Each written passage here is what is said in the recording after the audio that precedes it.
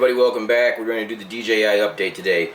Now, in order to do this, you must have an account first if you are new to this. So go to there, allow the notifications. That way you can get notified when all this stuff happens. It's a great way to stay informed, sign up, all of that good stuff. Make sure you're downloading the correct software. Get the stuff for the DJI FPV series. Also, your thing must be turned on, have power to it when you're doing it. So launch the app from your desktop. Make sure that your device is powered on. We're going to start off with the goggles. Select the goggles, click the icon,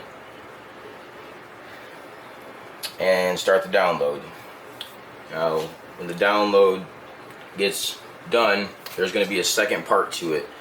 It downloads, then it updates. You must wait for both parts of this to complete for it to be effective.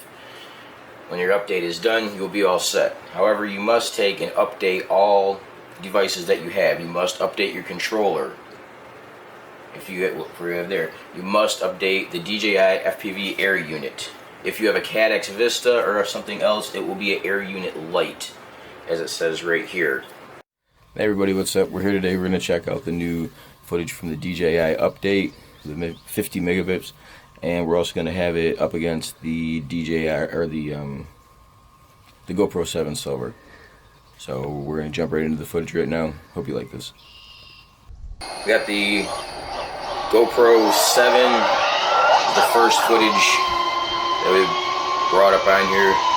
I got all three of them running simultaneously together. That way you'll be able to see exactly from one point to another the difference in the quality of the video.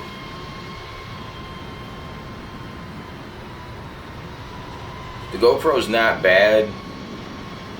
I was a huge fan of it for a while, but there have been things that have changed my opinion on just exactly how good it is.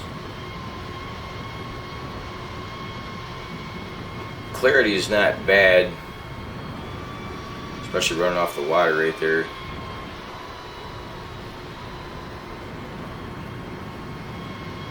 All the foliage seems to be in perspective. It's not blurry. Good clarity and depth on the water there.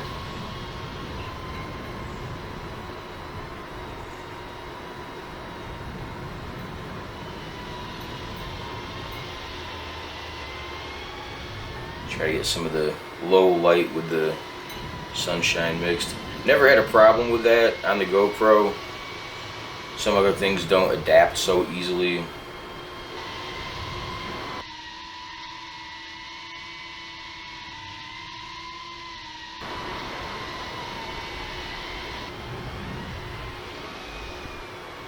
Trying to get in and out of some multiple shading environments here. Also get some different textures.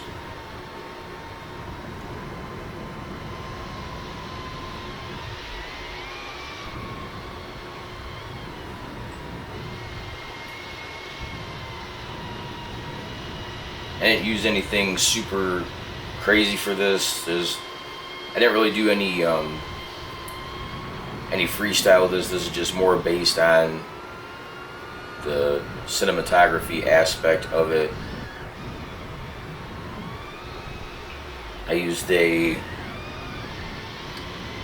DJI / Roto Riot Squirt V2 to film this. It's a good solid little quad, not very fast, but definitely gets the job done. And you can't complain about the battery time on it. The battery time is great.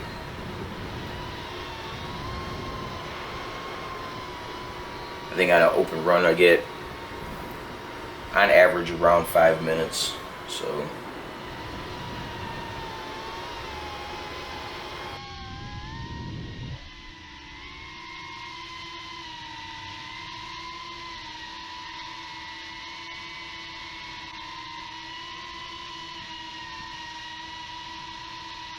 the footage from the DJI goggles.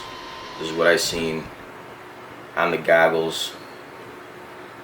Almost immediate, significantly better video quality.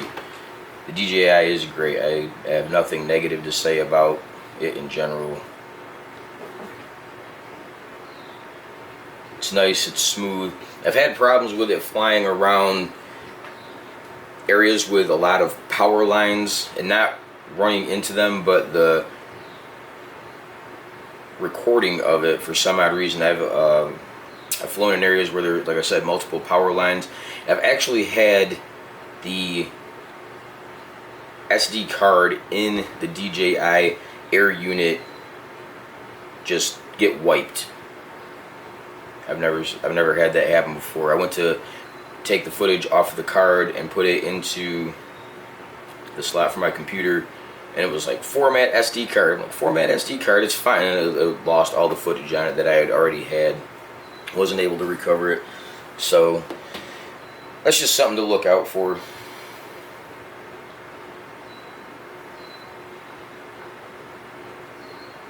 Yeah, I love the smoothness. So over here with the shade, it always kind of blocks out a little bit. Like the texture, you lose it. It gets pixelated, and it just, you get bright and then black almost. Not really too much of a fan of that. In the light, the quality of the video on this is really good.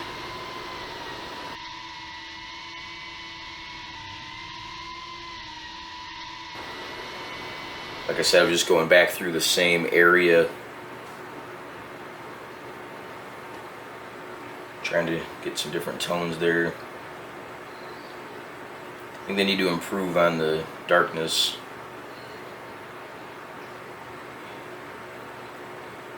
Maybe I should lower down the resolution a little bit. That might help too, but I think it should definitely be able to pick that up.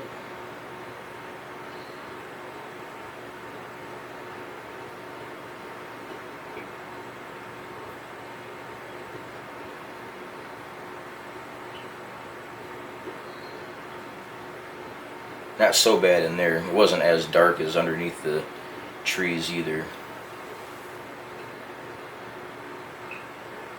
Love the clarity on that water though. Mirror-like reflections.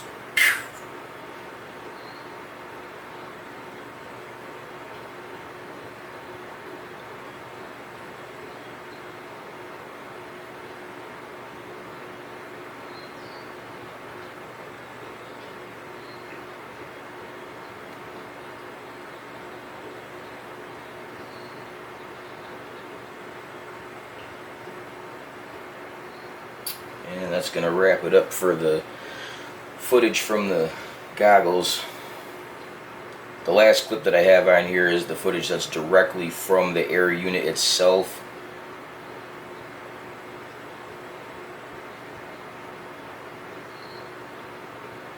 And I like it on there a lot better.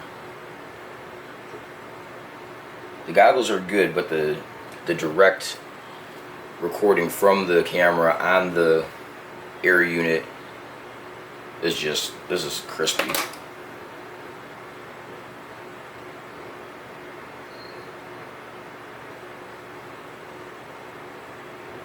You can also change, and you have to go into your goggle settings, make sure that you're recording from both to get them both simultaneously. Both do require an SD card.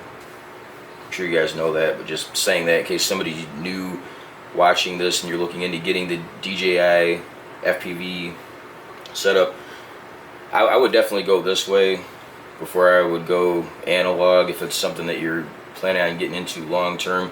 It is expensive, but I think the picture on this is just astounding. You can't beat it. And that's what it's all about. It's all about the show. It's all about seeing everything.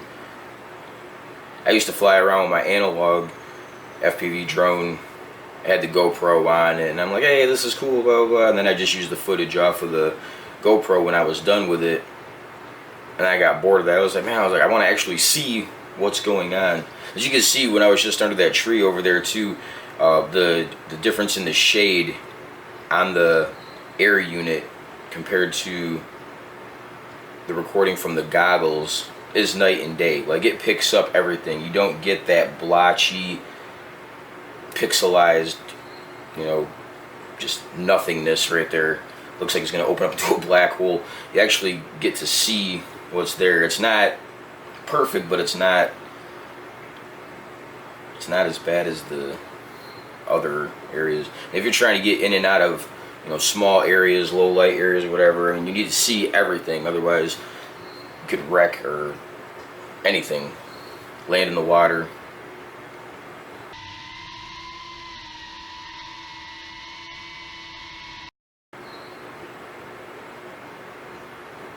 I do definitely think that this is the way to go. So I hope everybody liked this little setup in the beginning of this, and some footage of the 50 megabyte or the update for it. It's definitely worth doing. If you have this, if you haven't already done this, make sure you get this done. It is definitely night and day difference between the original firmware settings and this. That's just so crystal clear right there. It's amazing.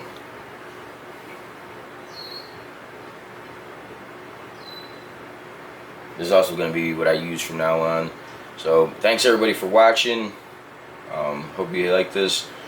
Be sure to subscribe, like, leave me a comment below, whatever, and stay tuned. Definitely have a lot more videos planned to come. Just takes a minute to get them out. Thanks for watching. Have a good one.